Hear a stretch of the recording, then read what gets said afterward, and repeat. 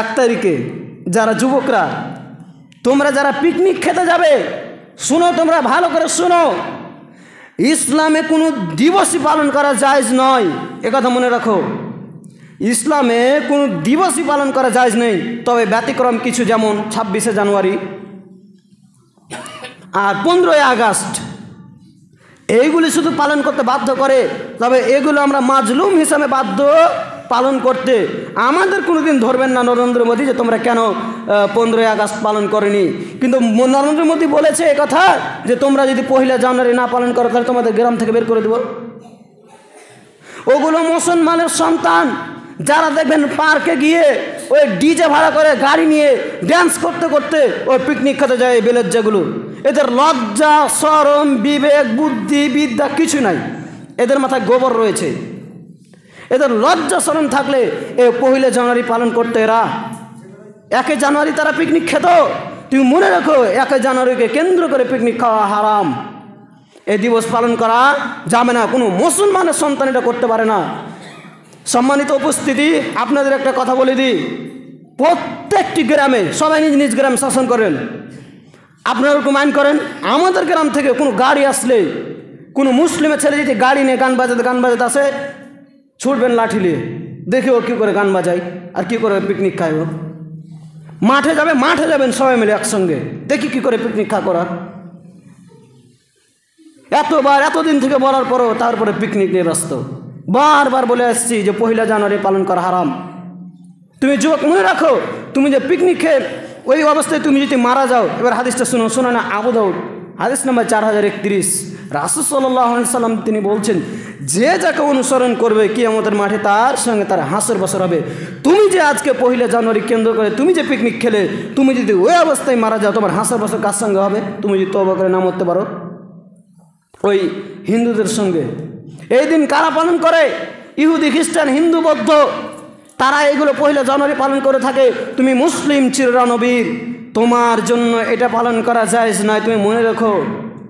আজকে আমাদের উদ্যোগ নিয়ে থাকতে হবে, কোনো মুসলিম এলাকাতে কেউ যেন এই গাড়ি নিয়ে আর এই ডিজে নিয়ে ঢুকতে না পারে, ঢুকলে দিতে হবে লাঠি, আপনি পালাবে। আজকে আমরা নরম হয়ে গেছে, তারা সুযোগ পাচ্ছে পিকনিক খেতে, চলে গেল মাঠে ধানের ভুয়ে, কোন জায়গায় পার্কের ভিতরে চলে গেল পিকনিক করতে চলে গেল, আর গান বাজাচ্ছে আর ডান্স করছে, কে মদ খাচ্ছে আর চলছে পিকনিক, আর মদের বোতল বেলের জাগুলি মদের বোতল খাচ্ছে আর মাতারের মতন টলমল করছে আর পিকনিক খাচ্ছে। তুমি মনে রাখো, তোমার হায়াত কমছে যুবক। তুমি ধরো তোমার 60 বছর বয়স চলে গেল, 60 বছর বয়স তোমার 1 বছর কেটে গেল, তুমি বলছো হ্যাপি নিউ ইয়ার, খুব খুশিতে কাটলো না, এত লাঞ্ছিত। ফিলিস্তিনের মুসলিমদের দিকে একবার তাকিয়ে দেখো, তারা কিভাবে লাঞ্ছিত অপমানিত হচ্ছে। ফিলিস্তিনের দিকে তাকিয়ে দেখো, তারা কিভাবে এখনো পর্যন্ত চলছে। আমাদের আজকে বলার পরও আমরা ঠিক হচ্ছি না কেন? শুনে রাখেন, প্রত্যেকটি সন্তানের পিতাকে বলছি, আপনার ছেলে আপনার মেয়েকে শাসন করে দেবেন। 1 জানুয়ারি কেন্দ্র করে আপনার ছেলে মেয়ে যেন কোনো পিকনিক না খেতে পারে, এবং প্রত্যেকটি দায়িত্বশীল ব্যক্তিকে বলছি, আপনারা ওইরকম পরিস্থিতি গড়ে তুলেন যেন কেউ খেতে না পারে। সময় যেহেতু হয়ে গেছে, সময় 12:30 হয়ে গেছে বর্তমানে, তো সময় যেহেতু শেষ, যেটা বলতে চাচ্ছিলাম যে আমাদেরকে এই কাজগুলি দায়িত্বের সঙ্গে পালন করতে হবে। কোনো গ্রামে যেন গাড়ি নিয়ে না আসতে পারে পিকনিক খেতে, কোনো জায়গাতে নিজের গ্রামে যেন না হয়, আমাদেরকে ওরকম কঠোরতা অবলম্বন করতে হবে। এবং যুবক, তোমাদের উদ্দেশ্যে বলছি, তোমরা যারা পিকনিক খাওয়ার উদ্দেশ্যে নিয়েছো, তোমরা আল্লাহকে ভয় করে আল্লাহর কাছে ক্ষমা চাও। আল্লাহ, আমি এতদিন পিকনিক খেয়েছি, ভুল করেছি, আল্লাহ আপনি আমাকে ক্ষমা করেন। আল্লাহ অবশ্যই ক্ষমা করবে। বড়কামডোল অত্র জামি মসজিদের সুপ্রিয় দর্শক মণ্ডলী, সর্বাগ্রে সে মহান সত্তা আল্লাহ সুবহানাহু ওয়া তাআলার প্রশংসা, যিনি আমাদেরকে আজকে ঈদের দিনে একত্রিত হওয়ার তৌফিক দান করেছেন, তাই সকলে পড়ি আল্লাহুম্মা আমিন। তিনার পরে নবী মুবাশশির সাল্লাল্লাহু আলাইহি ওয়াসাল্লাম, তিনার উপর শত শত শান্তি ধারা বর্ষিত হোক, আল্লাহুম্মা আমিন। আল্লাহুম্মা সাল্লি আলাই, আল্লাহুম্মা বারিক আলাই। সম্মানীয় উপস্থিতি, আজকে আলোচ্য বিষয় শিক্ষার গুরুত্ব ও হ্যাপি নিউ ইয়ার। যে আজকে হচ্ছে সম্ভবত 27 তারিখ, ডিসেম্বর মাসে 27 তারিখ। তো কিছুদিন পর, আর 2-3 দিন পরেই আজ যুবকরা নতুন সালে পিকনিক খেতে যাবে, অর্থাৎ তারা 1 জানুয়ারি পালন করবে। এটাকে ইসলাম সমর্থন করে। পবিত্র কোরআন এবং শৈশন্য দৃষ্টিকোণ থেকে আলোচ্য বিষয়কে কেন্দ্র করে কি বলা হয়েছে, যদি আমরা কোরআন এবং সুন্নাহ পত্র বিষয়ে অবগত হই, তাহলে আমরা অবশ্যই প্রত্যেকটি বিষয়ে আমরা অবগত হব যে কোনো মূল্যে, বলা বাহুল্য।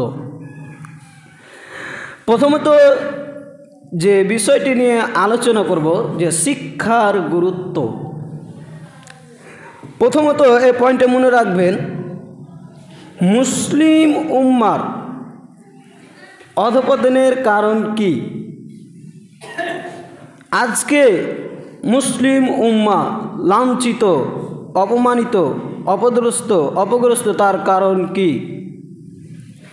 আজকে তার কারণেই আমরা লাঞ্ছিত, যে আমরা শিক্ষা থেকে দূরে সরে গিয়েছি। আজকে মুসলিম সম্প্রদায় শিক্ষা থেকে দূরে সরে গিয়েছে। ইহকালীন শিক্ষা থেকে দূরে সরেছে, পরকালীন শিক্ষা থেকে দূরে সরেছে, অর্থাৎ দিনের জ্ঞান অর্জন করা থেকেও দূরে রয়েছে, দুনিয়াবি জ্ঞান অর্থাৎ জেনারেল শিক্ষা থেকেও দূরে সরে গিয়েছে। আমাদের মধ্যে একটা চিন্তা চেতনা এসে প্রবেশ করেছে যে আমার ছেলেকে আমি বিয়ে কমপ্লিট করাবো, হয়তো আমার ছেলে চাকরি পাবে কি পাবে না। এই যে আমাদের একটা, কে বলেছে আপনার ছেলেকে চাকরি করতেই হবে? কেন চাকরি না করলে কারণ কি কাম নাই? অবশ্যই আছে, কিন্তু আপনার মাঝে যে ভুল ধারণাটা প্রবেশ করে আছে, তার কারণে আজকে অধঃপতন। তা আমি যে হাদিসটা পড়েছিলাম, হাদিসের রাবী আনাস তিনি বলছেন, তলাবুল ইলমে ফারিজাতুন আলা কুল্লি মুসলিমিন, প্রত্যেকটি মুসলিম নর এবং নারীর উপরে ইলম শিক্ষা করা ফরজ। তবে প্রত্যেকটি ব্যক্তিকে আলেম হতে হবে কথা নয়, প্রত্যেকটি ব্যক্তিকে ইসলামের মৌলিক বিষয় অবগত হতে হবে। হাদিসের সারাংশ কি? হাদিসের সারাংশ হচ্ছে এটাই, যে আমাদেরকে প্রত্যেকটি ব্যক্তিকে ইসলামের জ্ঞান অর্জন করতে হবে, মৌলিক বিষয়গুলি, অন্যথায় তার কোনো বিকল্প পথ নেই। যদি আমরা ইসলামের মৌলিক বিষয়গুলি আমরা যদি অবগত না হয়, কিয়ামতের মাঠে আমাদেরকে জবাব দিতে হবে। এবার আপনি বলবেন, আরে আমার বয়স তো 60 বছর হয়ে গেছে, 50 বছর হয়ে গেছে, আমি কি করে জ্ঞান অর্জন করব? আপনি মনে রাখেন, আপনার বয়স 60 হোক 70 হোক, তাতে কোনো যায় আসে না। আপনাকে ইসলামের মৌলিক বিষয় অবগত হতে হবে, এটা যে কোনো মূল্যে, না তো কিয়ামতের মাঠের পরিত্রাণ পাবেন না, এর জবাব দিতে হবে, পাস হতে পারবেন, এটা কথা কিন্তু মনে রাখেন। আর আমরা ভেবেছি যে ইসলামের মৌলিক বিষয় বলতে যে শুধু কোরআন পড়তে জানা, নামাজ পড়া, রোজা করা, কীভাবে রোজা রাখে, সালাত কীভাবে আদায় করে, এই 5 ওয়াক্ত সালাতের দোয়া মুখস্থ করলে হয়ে গেল। আদৌ কি এটা? না, এই যে আপনাদের মধ্যে ভুল ধারণা প্রবেশ করে আছে। ইসলামের মৌলিক বিষয়, আকীদা সম্পর্কে জ্ঞান অর্জন করতে হবে, মানহাজ সম্পর্কে জ্ঞান অর্জন করতে হবে। আপনি যেন বুঝতে পারেন যে এটা শিরক, এটা বিদআত, কীভাবে সালাত ভঙ্গ হবে, কীভাবে সিয়াম ভেঙে যাবে, কোনটা হালাল কোনটা হারাম, ইত্যাদি ইত্যাদি বিষয়গুলো আপনাকে অবগত হতে হবে। কিন্তু না, আজও আমরা অবগত হইনি, তাহলে আমাদেরকে কি কিয়ামতের মাঠে জবাব দিতে হবে না? কিন্তু না, আজকে আমরা ইসলামের মৌলিক বিষয় জ্ঞান অর্জন করলাম না, অথচ আমরা আলেমদের সঙ্গে এসে, তলবুল ইলমদের সঙ্গে এসে তর্ক করি, না জানা সত্ত্বেও। এ কথা আপনি মনে রাখেন যে আপনার বয়স 60 হয়ে গেছে, ঠিক আছে, কিন্তু আপনাকে ইসলামের মৌলিক বিষয় শিক্ষা অর্জন করে মরতে হবে, আপনাকে কোরআন শিখতেই হবে। আজকে দেখেন, আমরা মুসলিমরা কোরআন নিয়ে গবেষণা করি না, কিন্তু হিন্দু, খ্রিস্টান, বৌদ্ধ তারা কোরআন নিয়ে গবেষণা করে কোরআনের ভুল ধরার জন্য। কিন্তু আজকে আমাদের যেটা ধর্মগ্রন্থ আল কোরআন, কিন্তু আমরা সেটা তথ্য বের করি না, কোরআন থেকে আমরা গবেষণা করি না, তাহলে আমরা লাঞ্ছিত হবে না তো হবে আর কে? তো যে হাদিসটা বললাম যে প্রত্যেকটি ব্যক্তিকে ইসলামের মৌলিক বিষয় সম্পর্কে জ্ঞান অর্জন করতে হবে, এটা বলা বাহুল্য। এবার আসেন, এখান থেকে আমরা যেটা ক্লিয়ার হয়ে গেলাম যে কিছুদিন পূর্বের কথা যদি বলি যে আজকে বর্তমান প্রেক্ষাপটে মুসলিম উম্মাহ কীভাবে লাঞ্ছিত হচ্ছে, অপমানিত হচ্ছে, এটা আপনাদের বলতে হবে না, আপনারা জানেন, সোশ্যাল মিডিয়া এগুলো দেখেছেন যে উত্তরপ্রদেশ, তারপরে আরও বিভিন্ন রাজ্যতে কীভাবে চলছে অত্যাচার। কিছুদিন পূর্বেই যে মসজিদে একজন ইমাম সাহেব আজান দেওয়ার কারণে তাকে পুলিশে গ্রেপ্তার করেছে উত্তরপ্রদেশে। সম্ভবত শুনলাম নাকি 2 লাখ টাকা জরিমানা করা হয়েছে তাকে, ও আজান দিয়েছিল তার কারণে। তো পূর্বের যদি কথা বলি যে একজন হিন্দু যখন মুসলিমকে দেখতো তখন কি করতো, তারা ভয় পেত, কিন্তু না, আজকে দুঃখিত, আজকে মুসলিমরা হিন্দুদেরকে দেখে ভয় পায়। মানে দেখছেন আমাদের ইমানটাতে কীভাবে পোকা লেগেছে। আজকে আমাদের হাত থেকে বাবরি মসজিদ চলে গেল, কিছুদিন পূর্বে আদিনা মসজিদ দাবি করছিল। তো এই যে আমাদের কারণ কি জানেন, এই শিক্ষার কারণেই আমাদের ইমানটাকে পোকা লেগে গেছে। আজকে আমরা আমাদের ইমানটাকে ঠিক করতে পারছি না। আল্লাহর নবী বলেছেন, আমি তোমাদের কাছে 2টি জিনিস রেখে গেলাম, যতদিন পর্যন্ত তোমরা এই 2টি জিনিস আঁকড়ে ধরে থাকবে ততদিন পর্যন্ত তোমরা লাঞ্ছিত অপমানিত হবে না। এক, আল্লাহর কোরআন, রাসূলের সুন্নাহ। কিন্তু না, আজকে দেখেন আল্লাহর কোরআন ছেড়েছি আমরা, রাসূলের সুন্নাহ ছেড়েছি, আল্লাহর কোরআন ছেড়েছি, রাসূলের সুন্নাহ ছেড়েছি। কেন? আপনাকে দিন রাত বলা সত্ত্বেও আপনি 5 ওয়াক্ত সালাত আদায় করেন না। আপনাকে দিন রাত বলে আসছি আমরা যে 5 ওয়াক্ত সালাত আদায় করেন, সালাত আদায় করেন, আপনার ইমানটাতে পোকা লেগে গেছে, আপনি সালাত কী করে আদায় করবেন? আপনাকে 18 দিন বলা সত্ত্বেও আপনি ডান কান দিয়ে শুনেন, বাম কান দিয়ে বের করে দেন। আপনাকে বলার পরে তাহলে আপনি লাঞ্ছিত হবেন না তো হবেন কে? ওই কারণে আমি বলেছি যে শিক্ষার গুরুত্ব কত একটা গুরুত্বপূর্ণ বিষয়। চলেন এবার আমি ওইগুলো সম্পর্কে আয়াত পেশ করি।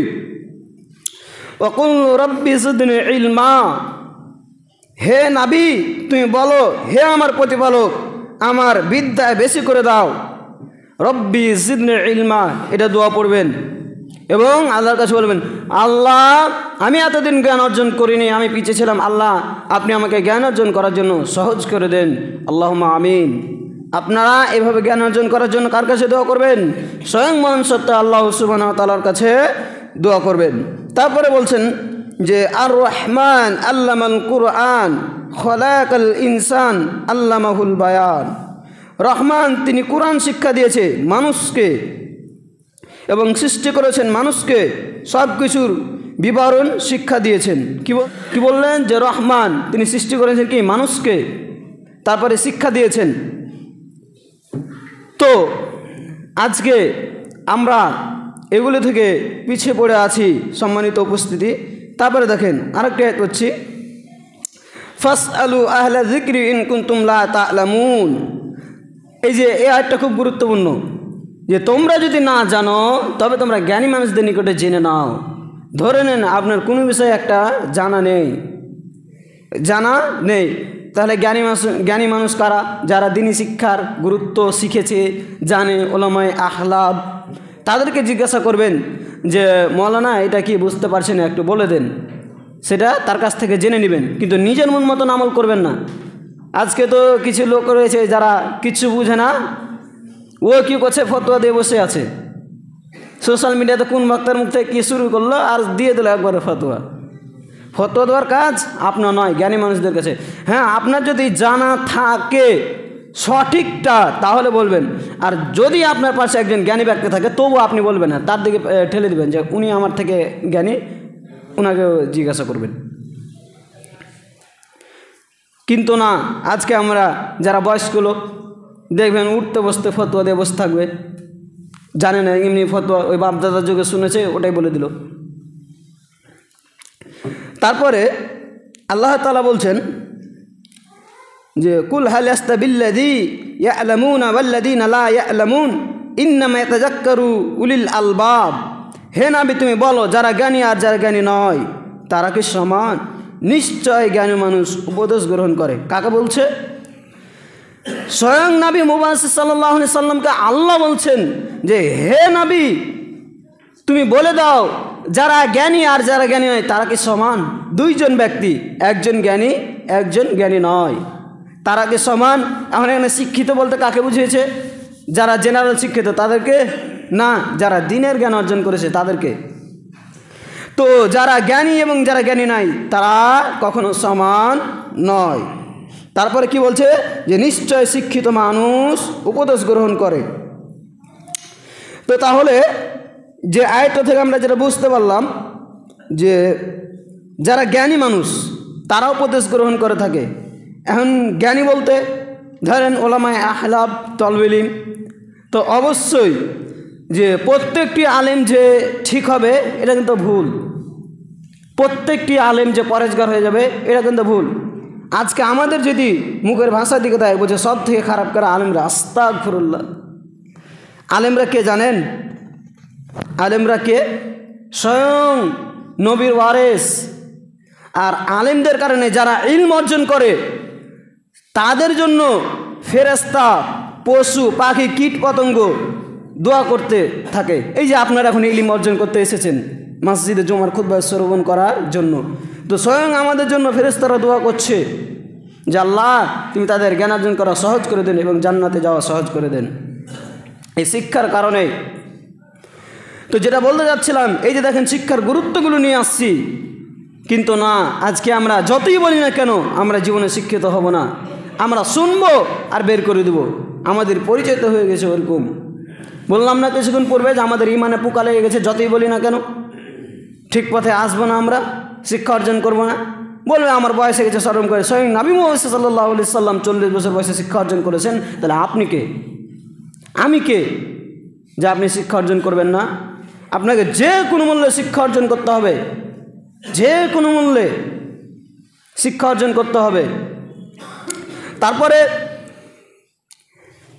আরেকটি কথা, যে আমাদেরকে যারা মুরব্বী লোক রয়েছেন বা বয়স্ক লোক রয়েছেন তাদের উদ্দেশ্যে বলি, আপনারা শরম করবেন না, আপনাদের মসজিদে ইমাম আছে, হ্যাঁ কোরআনটা শেখার চেষ্টা করবেন, কোরআনটা শেখার চেষ্টা করবেন।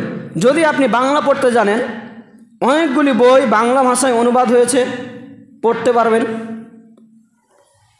আর প্রত্যেকটি বইয়ের শব্দ বোঝার জন্য আপনি প্রত্যেকটি শব্দ বুঝতে পারবেন, তাও এটা ঠিক নয়। কারণ যে বাংলা ভাষা, তো এক একটা ভাষা এক এক রকমভাবে এক একজন অনুবাদক অনুবাদ করেছে। কোনোটা ভাষা হার্ড, কেউ সহজ সরল অনুবাদ ভাষাতে অনুবাদ করেছে। তো সম্পূর্ণ বুঝতে গেলে আপনাকে ডিকশনারি নিতে হবে বাংলা, তাহলে বুঝতে পারবেন।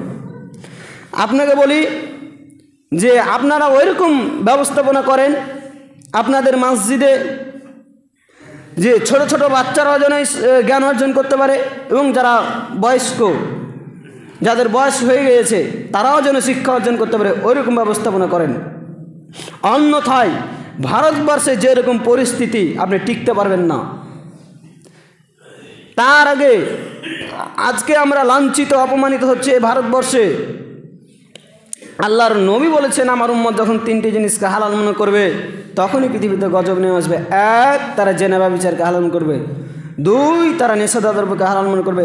3, তারা কি করবে? গান বাজনাকে হালাল মনে করবে। আজকে যুবক দিন রাত কানের মধ্যে লিড ভরে দিল আর একবারে গান শুনতে শুরু করলো, কানে লিড ভরে দিল, চলছে হিন্দি গান, বাংলা গান, হিন্দি সিনেমা, ভোজপুরি গান, আর একবারে যুবক কুদছে আর গান শুনছে। ছি, তোমার লজ্জা করে না যুবক? শরম লাগে না একবারও? জানো আজকে যে আমরা লাঞ্ছিত হচ্ছি তার কারণ হচ্ছে এটা একটা, এই যে গান শোনা। আজকে যে আমরা মুসলিম উম্মাহ লাঞ্ছিত হচ্ছি তার কারণ হচ্ছে এটা একটা। 2, জেনা ব্যভিচার। আজকে দেখেন গ্রামে গ্রামে জেনার আস্তানা চলছে। একজন ছেলে আরেকজনের মেয়েকে নিয়ে পালিয়ে গেল, আর একজন ছেলে তার বাড়িতে গিয়ে একজন মেয়ের সঙ্গে কুকর্ম কাজ করে নিল। এগুলো সমাজে চলছে, অহরহ চলছে। আজকে এগুলো কে করছে? এ মুসলমানেরাই করছে। কেন মুসলমান জানে না যে জেনা করা হারাম করা হয়েছে? জেনা করা তো দূরের কথা, আল্লাহ বলছেন যে তোমরা জেনার নিকটে যেও না। জেনা করা তো দূরের কথা, বলছে তোমরা জেনার নিকটেও যেও না। আর এই যে নেশাদার দ্রব্য, কেউ কেউ বলছে যে আমি পায়খানাতে বিড়ি না টানলে আমার পায়খানা ক্লিয়ার হবে না। রুচি কত খারাপ গো। পৃথিবী থেকে এমন কি কোনো মানুষ আছে দেখেছেন যে যারা খায় এবং পায়খানা করে? কোনো পশু আমার জানা মতো নাই, কিন্তু আছে দুপাইয়া এই মানুষ। দেখবেন যে বিড়ির ভিতরে সিগারেট পড়ে আছে, পায়খানার ভিতরে সিগারেট পড়ে আছে, বিড়ি পড়ে আছে, ওই পায়খানা করছে, গুল কচলা আছে, তারপরে বিড়ি টানছে ওই অবস্থায়। তো এই যে বললাম, এইটির কারণে আমরা লাঞ্ছিত হব, যেখানে সেখানে ভূমি ধসে পড়বে। এই যে আপনি কিছুদিন পূর্বে দেখতে পেলেন, যেমন ভূতনির কথা বলতে পারি উদাহরণস্বরূপ, যে বাড়িগুলি ভেঙে নদীতে রূপান্তরিত হলো। তারপরে মুর্শিদাবাদ, শামশেরগঞ্জ, সেখানে বাড়িগুলি ভেঙে নদীতে রূপান্তরিত হলো। একথা আজকে হচ্ছে এটা ভাবে না, একথা আল্লাহর নবী আজ থেকে 1450 বছর পূর্বে বলে গেছেন, আমার উম্মত যখন তিনটি জিনিসকে হালাল মনে করবে তখনই আল্লাহর ওপর থেকে গজব নেমে আসবে, যেখানে সেখানে ভূমি ধসে পড়বে। আজকে দেখতে পেলেন যে মুর্শিদাবাদ জেলাতে, আমাদের মালদা জেলাতে, ভূতনি এলাকাতে, শামশেরগঞ্জ, মুর্শিদাবাদে আজকে বাড়িগুলো ভেঙে ভেঙে নদীতে রূপান্তরিত হলো, নদীতে রূপান্তরিত হলো। 2, মানুষের আকার বিকৃতি চেঞ্জ হয়ে যাবে। সোশ্যাল মিডিয়াতে আমরা দেখতে পাই না খবরে যে মানুষকে বানর হয়ে গেছে, বানরের মতন হয়ে গেছে, এ কথা আল্লাহ নবী বলেছেন। 3, যে আল্লাহর উপর থেকে গজব আসবে, এমন একটা নেতা, জালেম নেতা আমাদের উপরে পাঠাবে যা আমাদেরকে লাঞ্ছিত, অপমানিত করবে। উদাহরণস্বরূপ যেমন নরেন্দ্র মোদী। আজকে তোলপাড় চলছে ওয়াকফ বোর্ডের সম্পত্তি যে তাদের নামে করার জন্য, কিন্তু তার আগে আমাদের কোনো পরিকল্পনা নাই। আমাদের সম্পত্তি ছিনিয়ে নিচ্ছে, কিন্তু আমরা ঘরে বসে আছি। এগুলো আমাদের অবশ্যই এই ওয়াকফ বোর্ডের সম্পত্তি, যেগুলো আমাদের বাপদাদারা কী করেছে, দান করে গেছে। ওয়াকফ বোর্ডের সম্পত্তি যদি দখল করে নেয় তাহলে মাদ্রাসা গেল, ধরে নেন অনেক মাদ্রাসা, মসজিদ, জায়গা ওয়াকফ বোর্ডের সম্পত্তি আছে, ওই যে দান করে গিয়েছে, ওটাকে দখল করতে চাচ্ছে। আমাদের পশ্চিমবঙ্গে তো অনেক ওয়াকফ বোর্ডের সম্পত্তি রয়েছে, অনেক বলতে গেলে, কিন্তু সময় সংকীর্ণ, এটা বলবো না, এটা সময় সংকীর্ণ। যেটা বলতে চাচ্ছিলাম যে আজকে আমাদের ওয়াকফ বোর্ডের সম্পত্তি কেড়ে নিতে চাচ্ছে, আমাদেরকে জেগে উঠতে হবে। আমরা কাপুরুষের মতন বসে কেনে আছি, আমাদের কোনো নেই, আমাদের ইমান ঠিক করেছি, আমাদের সম্পদ কেড়ে নিচ্ছে, আমাদের কোনো মুখ নেই, আমরা চুপচাপ। তা আমাদের জিনিস কেড়ে নেবে না? যখন আমাদের হাত থেকে কেড়ে নেবে তখন আমরা জেগে উঠবো, তখন হবে? তখন তো হবে না। তার আগে আমাদেরকে পরিস্থিতি নিতে থাকতে হবে যে আমাদের কোনো যেন কেড়ে নিতে না পারে, আমাদের ওরকম ইমান মজবুত করে রাখতে হবে। কিন্তু না, আজকে আমাদের ইমানটাকে পোকা লাগিয়ে থিয়ে দিয়েছি, আমাদের ইমান ঠিক করছি না। এবার আসেন যে বিষয়টার নাম দিয়েছিলাম হ্যাপি নিউ ইয়ার।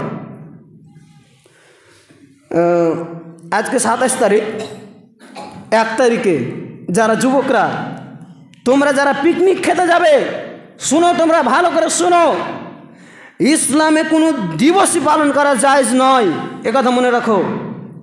ইসলামে কোনো দিবসই পালন করা জায়েজ নেই, তবে ব্যতিক্রম কিছু, যেমন 26শে জানুয়ারি আর 15ই আগস্ট, এইগুলি শুধু পালন করতে বাধ্য করে। তবে এগুলো আমরা মাজলুম হিসাবে বাধ্য পালন করতে। আমাদের কোনোদিন ধরবেন না নরেন্দ্র মোদী যে তোমরা কেন 15ই আগস্ট পালন করেনি।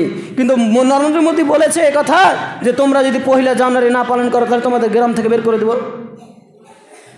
ওগুলো মুসলমানের সন্তান, যারা দেখবেন পার্কে গিয়ে ওই ডিজে ভাড়া করে গাড়ি নিয়ে ড্যান্স করতে করতে ওই পিকনিক খেতে যায়, বেলের যেগুলো, এদের লজ্জা, শরম, বিবেক, বুদ্ধি, বিদ্যা কিছু নাই, এদের মাথায় গোবর রয়েছে।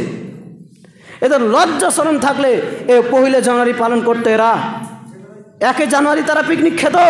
তুমি মনে রাখো, 1 জানুয়ারিকে কেন্দ্র করে পিকনিক খাওয়া হারাম, এই দিবস পালন করা যাবে না, কোনো মুসলমানের সন্তান এটা করতে পারে না। সম্মানিত উপস্থিতি, আপনাদের একটা কথা বলে দিই, প্রত্যেকটি গ্রামে সবাই নিজ নিজ গ্রাম শাসন করেন, আপনারা ওরকম আইন করেন।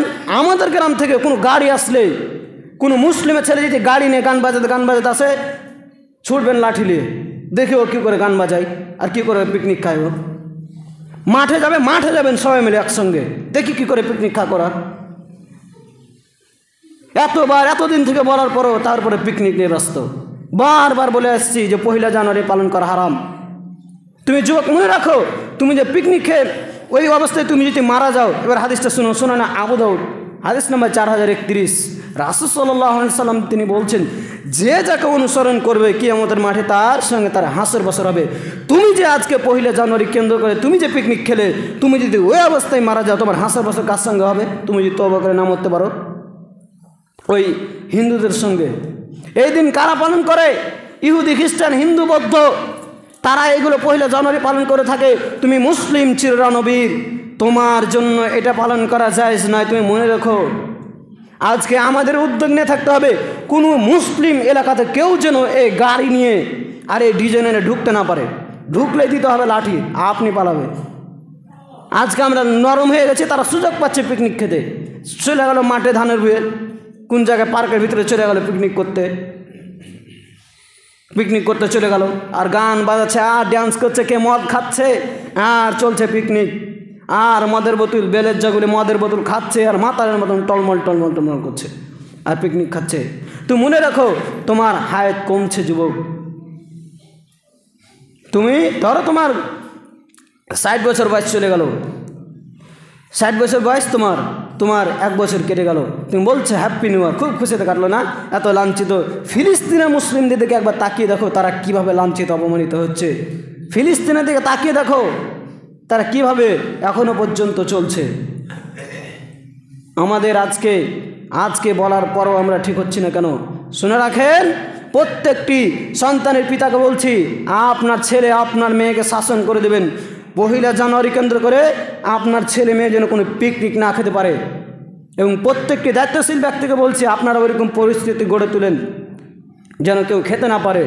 সময় যেহেতু হয়ে গেছে, সময় 12:30 হয়ে গেছে বর্তমানে, তো সময় যেহেতু শেষ, যেটা বলতে চাচ্ছিলাম যে আমাদেরকে এই কাজগুলি দায়িত্বের সঙ্গে পালন করতে হবে।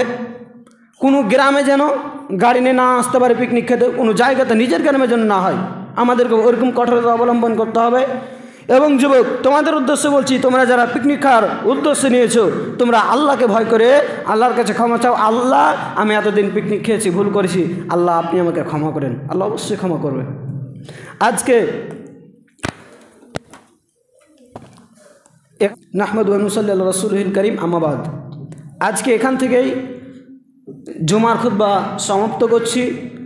সর্বশেষ মহান সত্তা আল্লাহ সুবহানাহু ওয়া তাআলার কাছে দোয়া, আল্লাহ যারা এই যুবকরা 1 জানুয়ারিকে কেন্দ্র করে পিকনিক খাবে, আল্লাহ তুমি তাদেরকে এই পিকনিক খাওয়া থেকে বিরত রাখেন। সকল বলুন আল্লাহুম্মা আমিন। আল্লাহ আজকে যারা পুরো আজকে ভারতবর্ষে মুসলিমদের অবস্থা খুব ভয়ানক, আল্লাহ আপনি মুসলিমদেরকে হেফাজত করেন। আল্লাহুম্মা আমিন। আল্লাহ আমরা জানি না কারা মারা গেছে দুনিয়াতে, কবরে কি হচ্ছে, আল্লাহ আপনি তাদের শাস্তি মাফ করেন। আল্লাহ আমিন। আল্লাহ আজকে আমাদের মুসলমানদের ইমানে পোকা লেগে গিয়েছে, আজকে মুসলিমরা কথা শ্রবণ করছে কিন্তু আমল করতে পারছে না, আল্লাহ আপনি সবাইকে আমল করার তৌফিক দান করেন। আল্লাহুম্মা আমিন। আজকের এখান থেকে জুমার খুতবা সমাপ্ত করছি। ওয়া আখিরু দাওয়ানা আনিল হামদুলিল্লাহি রাব্বিল আলামিন। আসসালামু আলাইকুম ওয়া রাহমাতুল্লাহ।